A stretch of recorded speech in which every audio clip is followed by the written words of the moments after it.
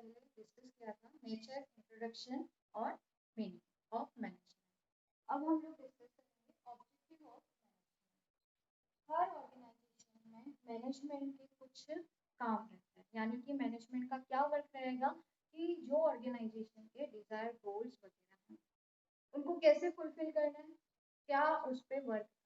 तो हर मैनेजमेंट यहाँ पे कुछ ना कुछ वर्क करता है। अब हम डिस्कस करते हैं क्या मैनेजमेंट के ऑब्जेक्टिव। फर्स्ट ऑब्जेक्टिव आता है यहाँ पे organisational objective, second social objective और थर्ड है पर्सनल।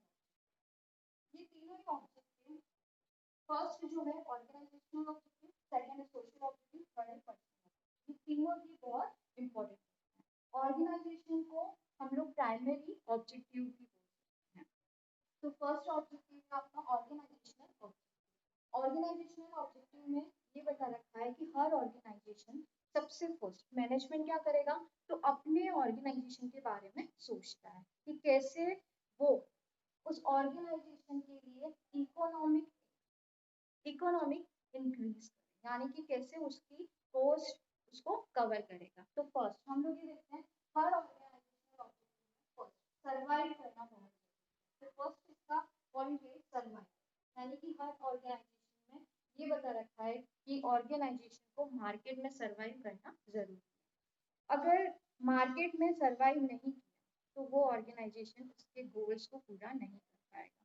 तो मेन ऑब्जेक्टिव रहता है कि सर्वाइव करना मार्केट में बहुत जरूरी है। फर्स्ट यही रहता है कि मार्केट में एग्जिस्ट कर पाएगा या नहीं कर पाएगा। अगर उसने मार्केट में सर्वाइव कर लिया तो सेकंड ऑब्जेक्ट के बारे में हम लोग यानी सेकंड फिर कोई भी ऑर्गेनाइजेशन क्या डिसाइड करेगा यहाँ पे मुझे क्या करना है, प्रॉफिट अर्न करना है। फर्स्ट क्या डिसाइड करेगा ये कि कैसे उसको सर्वाइव करना है। सर्वाइव करने के बाद में वो सोचता है कि मैं कैसे प्रॉफिट अर्न करूँ। प्रॉफिट अर्न करने के लिए वो देखता है कि उसकी जो कॉस्ट क्या वो कवर हो रही है, प्लस क्या उसकी रिस्क कम हो रही है। तो जैसे ही कॉस्ट को कवर कर लिया, रिस्क को कम कर दी, तो ये जो प्रॉफिट है वो भी क्या हो जाएगा, उस ऑर्गेनाइजेशन को रिसीव हो जाएगा। यानी कि हम लोग ये मानते हैं कि फर्स्ट सर्वाइव करना जरूरी है और सेकंड प्रॉफिट, जैसे ही सर्वाइव हो गई वो ऑर्गेनाइजेशन तो उसके बाद में वो प्रॉफिट अर्न करेगी। नेक्स्ट इसके बाद में आता है अगर सर्वाइवल हो गया, प्रॉफिट हो गया, तो नेक्स्ट वो सोचता है ग्रोथ, कैसे लॉन्ग टाइम तक वो ऑर्गेनाइजेशन वहाँ पे अच्छे से, यानी दूसरी जितनी भी इंडस्ट्री है, कंपनीज है, ग्रोथ हो सके। तो हर ऑर्गेनाइजेशन ये सोचेगा कि मेरी ग्रोथ कैसे। तो फर्स्ट ऑब्जेक्टिव में तीन पॉइंट रहते हैं, survival, profit, second social objective. हर ऑर्गेनाइजेशन यहाँ पे ये सोचता है कि जो सोसाइटी वो उसी ऑर्गेनाइजेशन का एक पार्ट है, यानी कि जहाँ से जिस ऑर्गेनाइजेशन के लिए अगर स्टाफ की कुछ एम्प्लॉयज की नीड रहती तो वो कहाँ से हायर करते, उसी सोसाइटी में। तो ऑर्गेनाइजेशन ये सोचता है कि उन सोसाइटी के लिए उनकी क्या रेस्पॉन्सिबिलिटी, उन मेंबर के लिए क्या उनकी रेस्पॉन्सिबिलिटी और ड्यूटी होती है। तो फर्स्ट हम लोग डिसाइड करते हैं क्या होगी, तो प्रोवाइड फाइनेंशियल सपोर्ट, यानी फाइनेंशियल सपोर्ट देना उनको जब भी कुछ पैसों की नीड है, यानी कि फाइनेंशियली कुछ नीड रहती है तो उस सोसाइटी को अच्छे से support.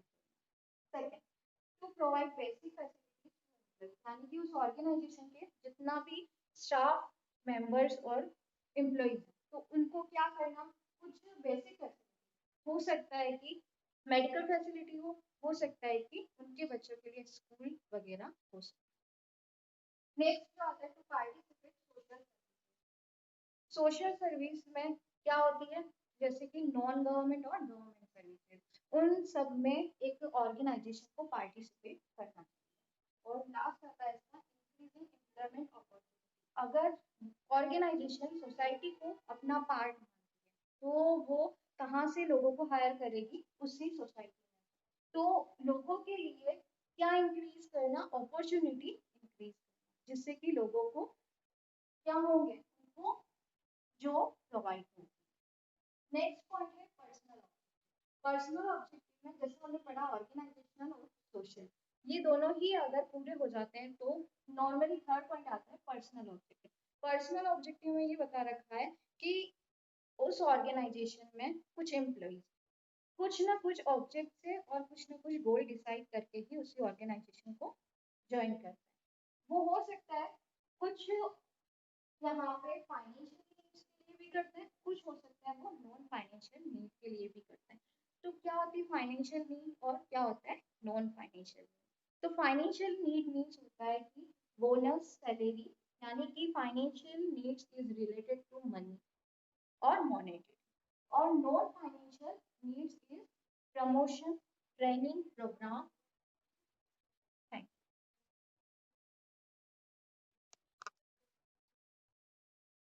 The next topic is scope of management. These are three types of scope of management. First, functional area of management. What is the functional area of management? Functional area of management includes department like production, marketing, human resources, research and development, transportation, inventory, etc. Functional area of management, all organizations have different from other organisation. जैसे हर function उस organisation का हम लोग देखते हैं, यानी कि नॉर्मल हम लोग देखेंगे हर ऑर्गेनाइजेशन का जो फंक्शनल एरिया होता है वो क्या होता है अपने ऑर्गेनाइजेशन के अकॉर्डिंग ही होता है, यानी डिफरेंट ऑर्गेनाइजेशन है तो उनका फंक्शनल एरिया भी अलग रहेगा। Each organisation functions has its own procedure, own activity और ऑन पॉलिसीज, यानी हम लोग ये बोल सकते हैं कि हर ऑर्गेनाइजेशन की कुछ प्रोसीजर रहता है, कुछ प्रोसेस होती है वो अलग अलग होती है, उनकी कुछ सब एक्टिविटी भी अलग रहती है। और नॉर्मली हम बात करें तो हर ऑर्गेनाइजेशन की अपनी अपनी पॉलिसीज होती है। जैसा हमने लास्ट टॉपिक में पढ़ा था कि हर ऑर्गेनाइजेशन के अपने ऑब्जेक्ट होते हैं। Now we will discuss about functional area of management. First, production management. What is the production management?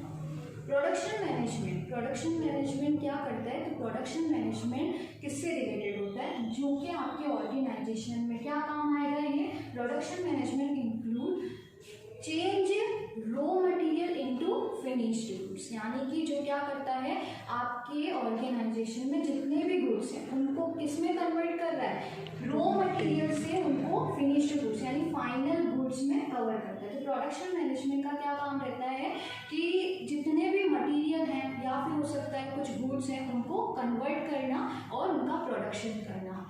तो ये नॉर्मली हर ऑर्गेनाइजेशन में अलग अलग डिपार्टमेंट है, तो उसी ऑर्गेनाइजेशन में ये काम किसका रहेगा? जो प्रोडक्शन मैनेजर्स हैं उनका। तो प्रोडक्शन मैनेजर का ये काम रहेगा रॉ मटेरियल से फिनिश्ड गुड्स को कन्वर्ट करना। Second, marketing management. Marketing management में क्या है? Marketing management is basically related to price, determination और कस्टमर सेटिस्फेक्शन। जैसे कि हम लोग देखते हैं हर ऑर्गेनाइजेशन में एक डिपार्टमेंट होता है मार्केटिंग का। तो मार्केटिंग क्या काम रहेगी? यहाँ पे जो मार्केटिंग मैनेजर है वो उस गुड्स जो आपको मार्केट में ले जाना है उसकी प्राइस क्या है, मार्केट में जो कस्टमर है उनकी क्या नीड है बेसिकली, तो वो नीड सर्च करके उस ऑर्गेनाइजेशन के लिए बताएंगे वो कि बेसिक जो कस्टमर हैं उनको क्या नीड है, क्या कस्टमर की ज़रूरत है, कैसे कस्टमर को सेटिस्फेक्शन मिलेगा। तो मार्केटिंग मैनेजमेंट में एक मार्केटिंग मैनेजर का काम रहता है प्राइस और उसी के साथ में कस्टमर को सेटिस्फेक्शन देना। थर्ड, फाइनेंशियल और अकाउंटिंग मैनेजमेंट। जैसा कि हम लोगों को पता है नॉर्मली अगर ऑर्गेनाइजेशन कि कुछ ऑब्जेक्ट और कुछ बेसिक कुछ गोल्स होते हैं अगर वो अच्छी तरीके से फुलफिल हो रहे हैं तो उस ऑर्गेनाइजेशन को प्रॉफिट रहता है। तो हो सकता है कि उस ऑर्गेनाइजेशन को कभी ये रहता है कि कैपिटल इन्वेस्टमेंट भी करना रहता है, यानी कि नॉर्मल कैपिटल क्या, अब उनको अगर प्रॉफिट रहा तो वो अपनी कुछ प्रॉफिट को यानी कुछ कैपिटल को कहीं इन्वेस्ट भी करना चाहेगी। तो नॉर्मल बेसिक उस ऑर्गेनाइजेशन में ये जो डिपार्टमेंट है फाइनेंशियल और अकाउंटिंग डिपार्टमेंट यानी नॉर्मल फाइनेंशियली डिपार्टमेंट वो क्या करेगा, उनको बेसिक बताएगा कि उनको अपने कैपिटल को कहाँ इन्वेस्ट करना है। हो सकता है उस ऑर्गेनाइजेशन में कैपिटल की कभी रिक्वायरमेंट भी रहती है, तो कैपिटल की रिक्वायरमेंट यानी कि अगर कुछ बिजनेस को कुछ पॉलिसी यानी नई पॉलिसी कुछ लगानी है तो किस तरीके से वो कहाँ से वो अपने कैपिटल को रेज कर सकती है, यानी कि कहाँ से वो अपनी कैपिटल ले सकती है। तो ये नॉर्मली किसका काम होता है, फाइनेंशियल मैनेजमेंट का, यानी जो इसके मैनेजर है वो ये बताएंगे। उसी के साथ में हम लोग देखते हैं अकाउंटिंग मैनेजमेंट। तो accounting management is related to accounts. जैसे कि हम लोग हर ऑर्गेनाइजेशन में, हर कंपनी बेसिक अपने कुछ अकाउंट या फिर हो सकता है कुछ रिपोर्ट्स को मेंटेन करती है, तो एक ऑर्गेनाइजेशन में ये डिपार्टमेंट भी रहता है। तो अकाउंटिंग मैनेजमेंट का काम होता है उन सारे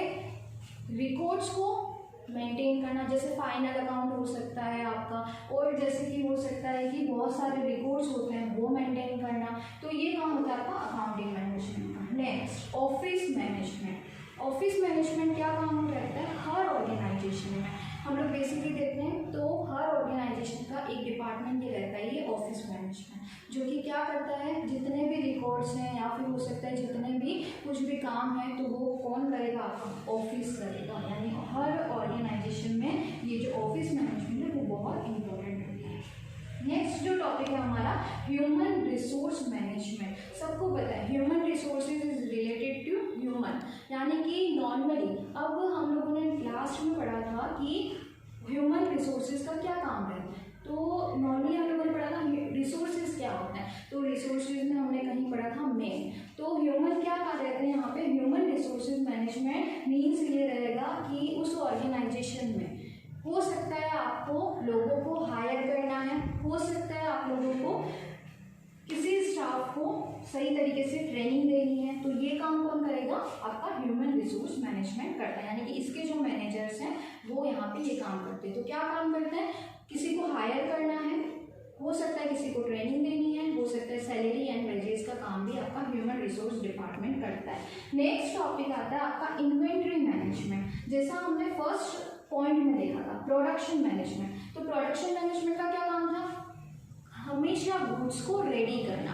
अब इन्वेंट्री मैनेजमेंट यहाँ पे क्या करेगा, तो इन्वेंट्री मैनेजमेंट प्रोडक्शन मैनेजमेंट की जो इन्वेंट्री क्या होता है आपका स्टॉक जो आपके पास में है, तो इन्वेंट्री मैनेजमेंट के अंदर आता है जितना भी स्टॉक है, यानी कि उस ऑर्गेनाइजेशन के पास में कितना स्टॉक है या फिर कितना नहीं है, किसकी ज़रूरत है, तो इसकी जितनी भी इंफॉर्मेशन है वो किसको देता है, इस डिपार्टमेंट को देगा वो। तो इससे क्या बेनिफिट रहेगा, बेनिफिशियल ये रहेगा कि उनको पर्टिकुलर यहाँ पे इन्वेंट्री का काम ही यही है कि इन्वेंट्री यानी स्टॉक से रिलेटेड जितनी भी इंफॉर्मेशन है वो उन स्टाफ को देगा या एम्प्लॉइज को देगा।